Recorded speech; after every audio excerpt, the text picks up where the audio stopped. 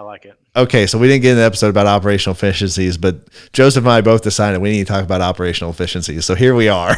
No music, straight outside the podcast. If you're on social, this is the only place you're going to find it pretty much. So go for it. Number 4, operational efficiencies, man. We figured it was important because operational efficiencies, usually low-hanging fruit has been like the theme of this episode. Yes. But the impact from this can be huge. First off, am I holding too much inventory?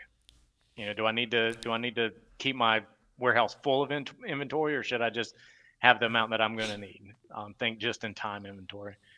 Are there systems, SOPs that you can implement? Is there a technology that you can implement to automate tasks? We've done a lot of that. And reapply. Yeah, you can reapply that labor somewhere else. We just finished a job where warehouse inventory was an issue, doing this, and then we helped build out processes and automate to where we removed a whole entire job. It's huge. Yeah. It's huge. You talk about the savings. We also found a deficiency the other day that saves 5 minutes of work per task, and the task gets performed 15 times a day across like 20 individuals, and you multiply that over 40 hours a week. 100%. Yeah, massive. But anyways, keep going. Like, this is great. I love this. This is my favorite one to talk about. I know it would be. The other thought is just, are there certain tasks that we can outsource to somebody or pull in some contract labor? Do we necessarily need to have a full-time employee or department to do this? In small businesses, a lot of times that can be, I'm thinking of like marketing agencies. Yeah. Accounting, what I do, you hire a full-time accountant, it might be $100,000. Can you contract that out for 60% of that? And yeah. I mean, I know the answer to that is yes, but the answer is yes. No, I think that, especially when you're on the small to mid-size, contracting out way better than having things in-house. More cost effective, just being able to expense it better, all that stuff.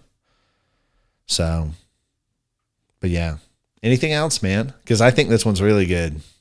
Yeah. This is bonus content. Yeah. Those are the big ones that I see.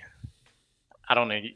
This is kind of your world more than mine, so I'm interested to hear what you have to say. No, I think it comes back to the operational efficiencies really come back to bettering what you currently have. And better is greater than new. So like instead of going out to chase the new thing, the new technology, the new tool, it's bettering what you currently have. So if you can find what you better, like I mentioned, like that 5-minute task performed 15 times a day across a team of 20 people.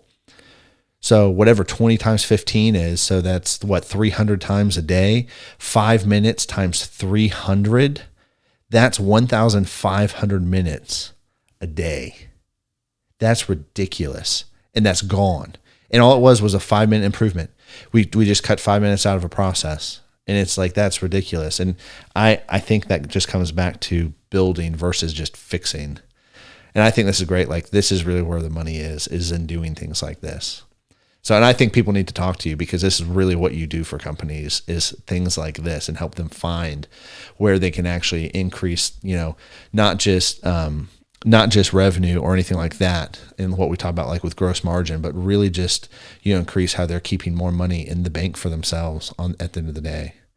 So, but yeah, cool. Well, everybody, that's the end of bonus content. There's not going to be outro music or nothing because it's bonus content. Thanks, Joseph. Yep. Let's do episode 3 and wrap up the series. Sound good? Sounds good. Awesome.